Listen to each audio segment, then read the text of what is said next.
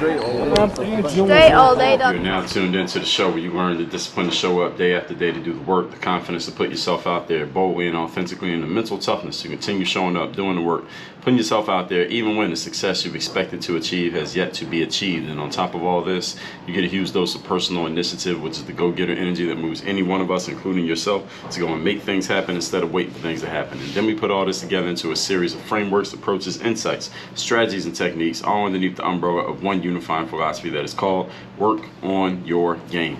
My name is Dre Baldwin, also known as Dre All Day, and welcome to the show. And today's topic is unattainable aspiration.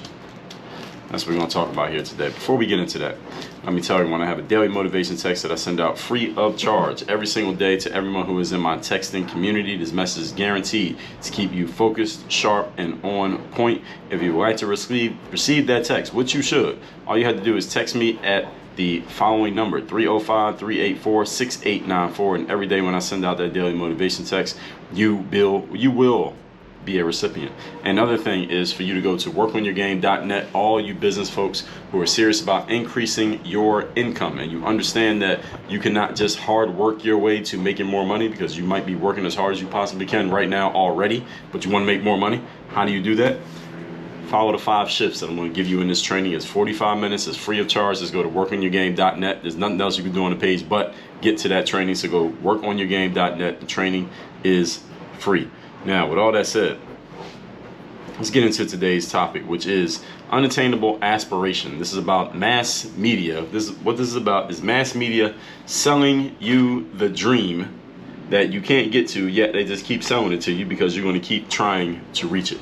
Now, where I got this idea was, I was at a conference and I heard this woman named Jamie Kern Lima speaking. Now, Jamie is someone who she's in the cosmetics industry. By Wikipedia, it says that she's an entrepreneur, investor, and media personality. She created this company called IT Cosmetics, IT Cosmetics, and she became a chief executive officer of a Loreal brand, in the company's first one in the company's history who was female, and that's Jamie Kern Lima. So I had never heard of Jamie before, but I heard her speaking at this conference, and she talked about a lot of stuff. It was a lot of it was very there's a lot of feminine, believe in yourself, don't let people tell you that you can't do this, can't do that. It was kind of a little bit of motivational. It wasn't rah-rah, but it was a motivational, kind of emotional, empathetic type of speech.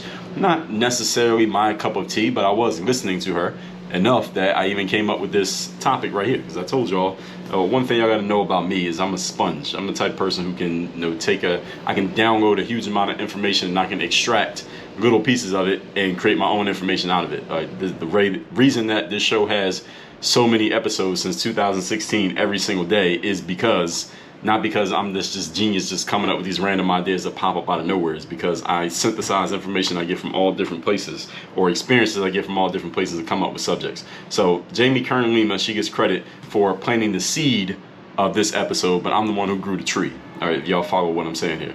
So Jamie, what she was doing, just telling her story, because again, I had never heard of this woman before I saw her at this conference. She was selling makeup products, and she was getting rejections. She was selling her makeup products. She was trying to get her products. If any of you don't know how the retail industry works, when you create a product, you go reach out to the companies that sell the products in their stores, and you try to get your product in there. So what they call the people who work for these companies are buyers. So let me give you an example. Let's just say that I created a, like right now here, I'm holding in my hand a coaster. Like I put my water bottle on this coaster. So let's say I created the Work on Your Game coaster, and I want to sell this coaster I want Target to carry this coaster. I had to go to Target and I had to sell this coaster to Target. So they have people who work for Target, they're called buyers. And the buyer's job is to find the next products that Target should carry and sell in their stores. And the reason why I want to sell my coaster to Target is because they're Target. Now, how many stores does Target have? How many of you live within driving distance of a Target? All right, everybody. All right, all of you know where a Target is. So you want your product to be in Target, but to get in Target, you have to sell your stuff to get in Target. So there are 100 people trying to sell a coaster to Target. Target gets to pick who they want to carry, whose product they want to carry in their stores. And even if you get bought by Target, so let's say I sell this coaster to Target, they might say, all right, Jerry, you live in Miami, so here's what we're going to do. We're going to put your coaster, in 5 Target stores just locally in the South Florida area. And if it does well locally, then we may go regionally. We might put your coaster in all the stores in Florida and South Carolina and Georgia. If it does well regionally, then we might do the whole East Coast. If it does well there, then we might put it in every store in the country. If it does well there, we might go worldwide. I don't know if Target is even international, but that's the process, just in a very, very general terms. So Jamie was creating makeup products, and she was trying to get her stuff carried by, not necessarily like Target, but she was trying to go to makeup companies, people who have all different types of makeups. And I don't know anything about the makeup industry, but let's say a company like Sephora, right? Any of you have been in Sephora, they carry makeup products from all different companies, but you can't just go to Sephora and say, hey, sell my stuff. You got to get them to want to sell your stuff. So Jamie was making makeup products, and she was trying to sell her stuff into these stores, and she was getting rejections. And her rejections were around the topic of, people were saying to her images, like her demonstration images, because you had to take pictures of or show images of what your product looked like on a model. And the people were saying to her, your images just look a little bit too plain. And they would tell her, that if you want to sell makeup, Mrs. Kern Lima, you must use unattainable aspiration. That was the phrase that she was told by the makeup companies. So I want y'all to peep this game right here. That she was told by the makeup companies that the images that she was showing, the women in the pictures looked too plain. They looked too normal. They looked too everyday. They looked like everyday women, and that was not acceptable to the makeup companies. The makeup companies said to her that if you want to sell makeup, you got to show pictures of women that look a certain way that most women will never be able to look like. That's how we are able to sell makeup. Did y'all catch what I just said? That's how they sell the product, is by showing you something that you can never get to, or at least they think that you can never get to, and that's how they keep selling it to you, because you're always striving to get there. Because Jamie is, she is not and she talked about this in her speech, so this is not my words, but in her speech she said, no, she is I wouldn't call her plus size, but she's not some skinny, thin, European runway model sized woman. She's not that size. You can look her up yourself. And the models that she used for her pictures looked like her, everyday women who you might see walking around in a Target.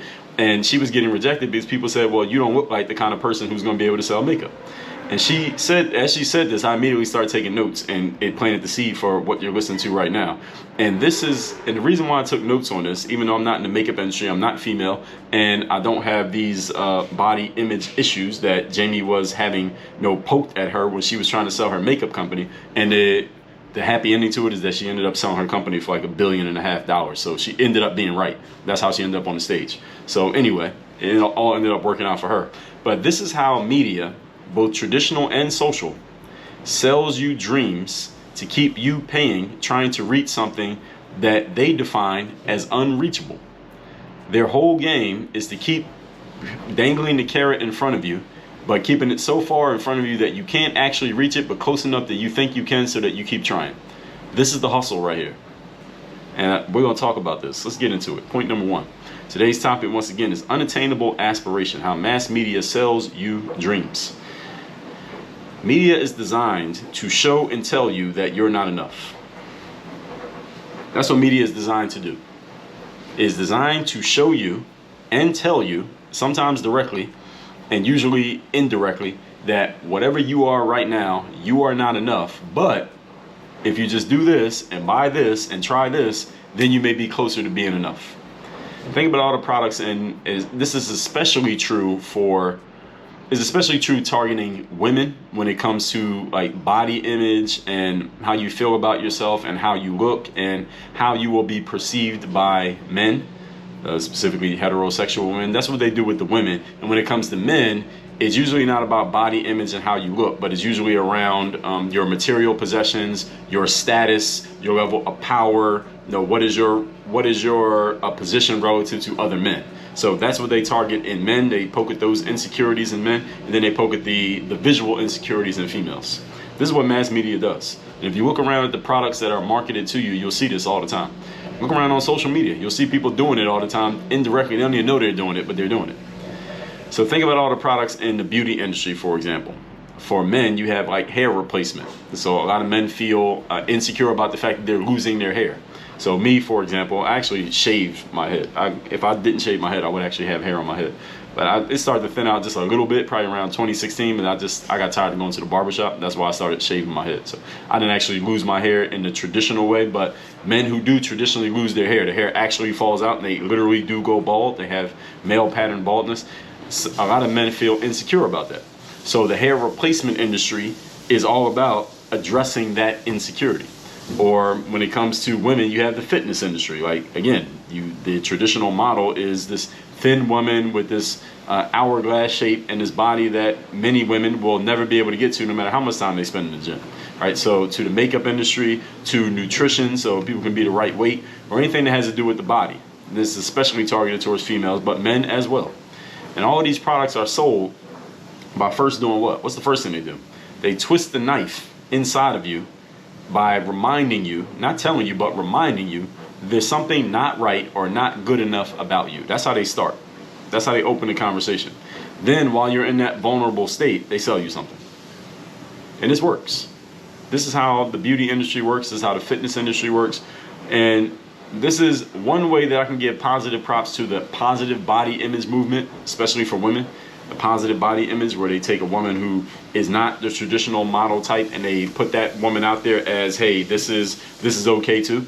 I'm not always okay with it, but one positive thing I can say about it is this, is that when the female directed companies will hire and promote models who are not traditionally model size, they'll even get plus size women and put them on a billboard or an ad and say, hey, this is okay.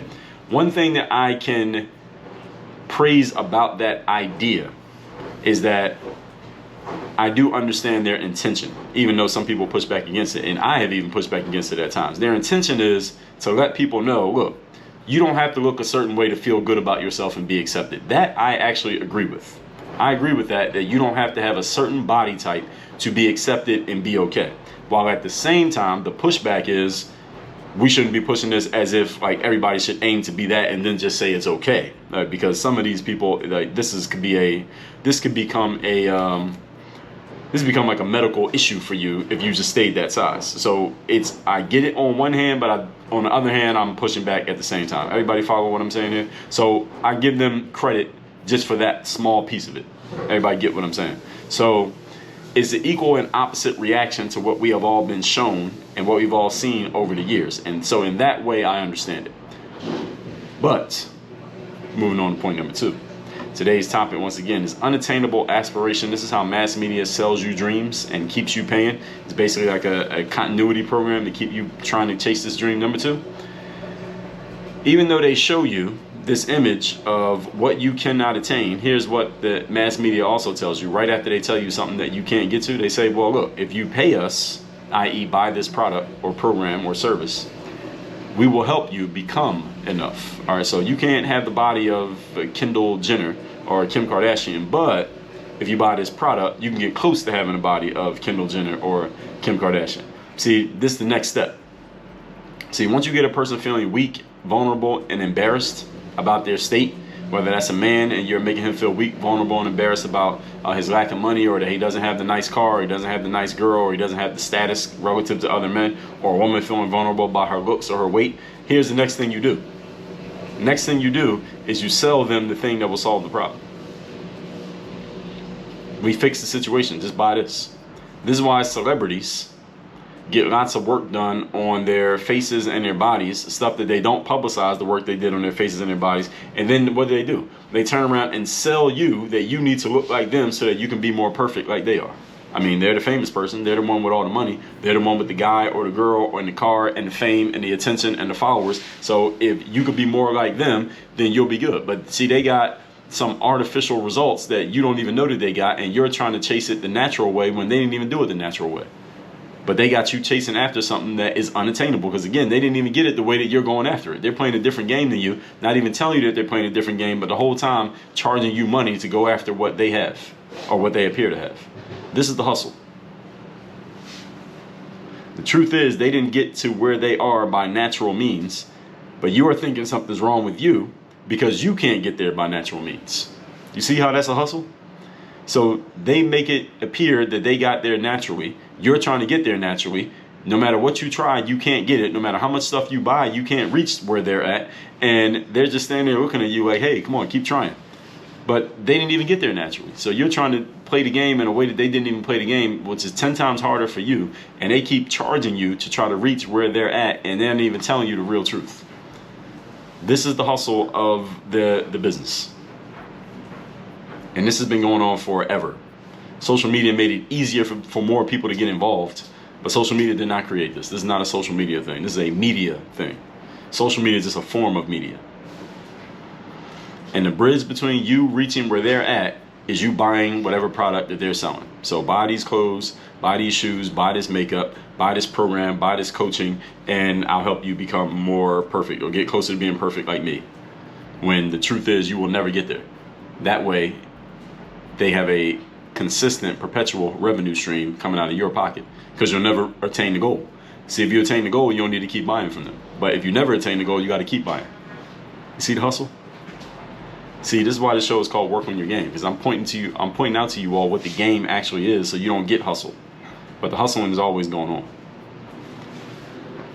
This is the way that the media lies to the public by omission. This is a lie of omission. They're not directly lying to you. They just don't tell you certain things. And if nobody asks the question, then they're technically not lying by not telling you. You get it? This phenomenon tends, again, to affect females more than it affects males, but it is tried on everyone. Moving on to point number 3.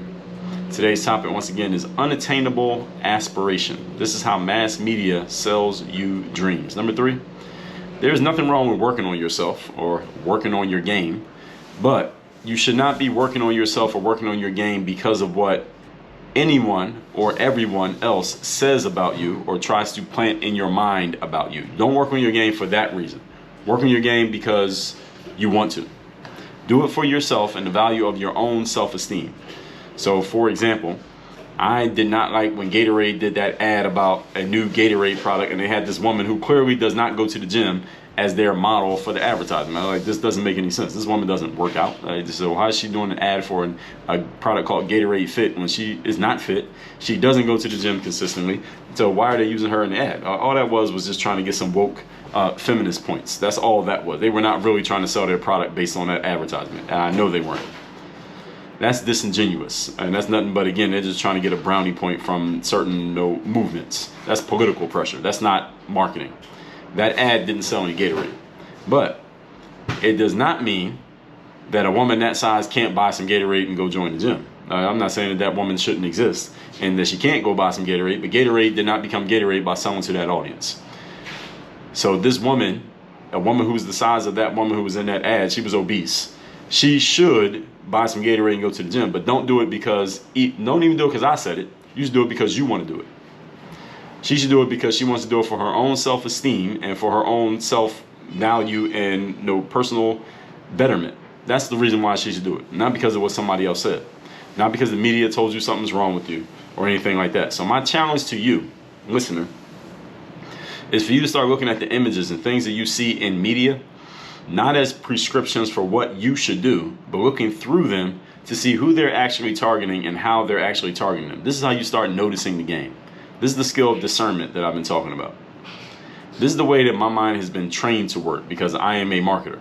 So I will notice any messages. I notice messages and try to figure out exactly what are these people doing and what's the thought process behind why they put this thing together. Who are they really targeting and what are they really trying to put in the mind of that person to move them to action? Because companies that do mass media marketing, let's say they're in Vogue magazine or they're running a bunch of ad campaigns or they have commercials on TV, those things are not cheap. So if a company is able to spend that kind of money on that kind of marketing and advertising, they're probably making money off of what they're doing, which means it's working. So if it's working, I want to know why it's working. So this is just the way that I look at things and try to figure out what's the real game being played here. I don't just look at things for their entertainment value. I want to know what's really happening. If I keep seeing an ad over and over and over again, that means that ad must be converting and making the money. That's why they keep paying for it, because ads are not free. So anytime you see the same advertisement over and over again, best believe that ad is converting and making that company money, because that's the only way they can keep investing in it. Everybody following me? And at the same time, I must admit that a really good marketing message will bypass my logical sensitivities in my brain and have me thinking that they might be talking to me. Good marketing is still good marketing. All right. So even though I try to objectively look at advertising and marketing as if they are talking to me, try to figure out what they're trying to do. If it's really good marketing, I won't even notice. I won't even be able to do that because they'll be talking to me so much, and I'm like, damn, I need to go buy that product. Right? That happens too.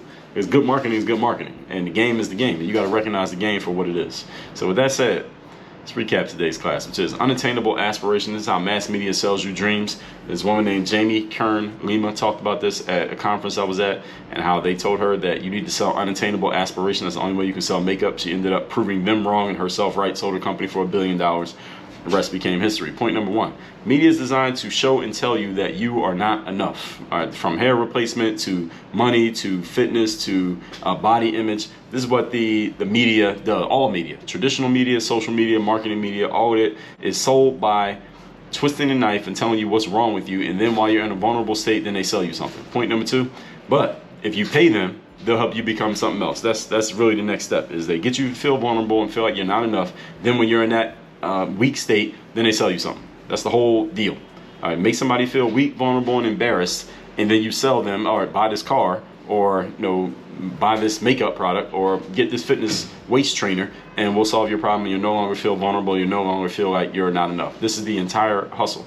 And what I tell you in yesterday's episode about propaganda, get people feeling emotional, and that's when you move them to action. Point number three, nothing wrong with working on yourself, but don't do it because somebody told you to do it or you saw it in a commercial. Do it because you want to do it. Do it for your own personal growth and your own personal worth, what you want to see in the mirror for yourself, not because somebody else told you to do it. So this requires you to be more objective and discerning about the messages you're seeing in the media, because the media will control your mind if you allow it to. You can still look at media, but you have to train your mind and set your mind to think differently about the messages that you are seeing. You're not looking at them as prescriptions for your life. You're looking at them you're just trying to discern what they're really doing. So maybe you can start using this stuff to your own benefit and your own advantage moving forward. All that said, text me to get my daily motivation message free of charge every single day straight to your phone. My number is 305-384-6894, and go to workonyourgame.net for all you business-minded folks who are interested in making more money in your business. I will show you the 5 shifts that you need to get to the next level financially in your business, understanding that you cannot just hard work your way to more success. You're already putting out all hard work you possibly can. That's at workonyourgame.net. It's completely free. Work on your game. Dre all day.